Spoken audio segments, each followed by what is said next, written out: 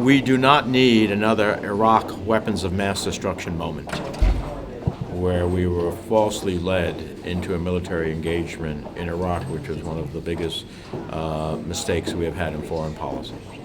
So we cannot make intelligent foreign policy and national security decisions in the absence of having the information and the intelligence that tells us what are the risks, what are the assessment of those risks, how strong are those assessments.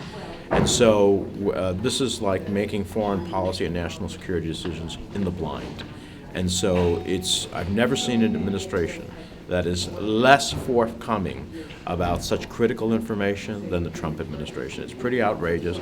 And what really bothers me is that my Republican colleagues don't seem to be calling for the type of information that is critical to make decisions on war and peace and life and death. Do you think it should be receiving more briefings by the administration or more calls? More. There need to be briefings. Forget about more briefings. There need to be briefings. There haven't been any briefings. And we saw today, even when we get an administration witness up here, there are total non-answers. This is totally unacceptable. In 27 years of doing foreign policy, I've never seen anything like this. Senator, are we heading towards a conflict with Iran? Does it feel that way? I hope we aren't. I think the administration is engaged in a series of blind escalations without any end game.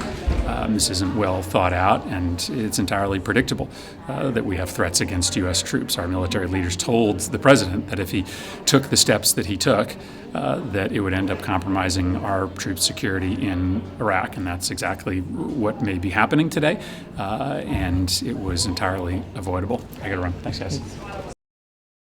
We should not provoke a conflict. I think that's what's happening. I think we ought to find a way to sit down and have a decent conversation. I think that's possible. I happen to know the foreign minister of Iran, know him quite well. He's a very reasonable man and would not be encouraging this kind of activity on the part of his country. I deeply believe that. Can I ask about immigration real quickly, Senator?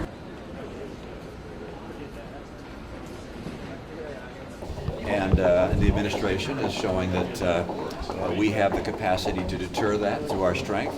It's also out of an abundance of caution appropriate to remove individuals who might be in harm's way. I received a personal briefing, which I requested about that intelligence. I know the chairman has received that briefing, but that's not going to be publicly provided. But it is appropriate, I think, for our committee to have that kind of input.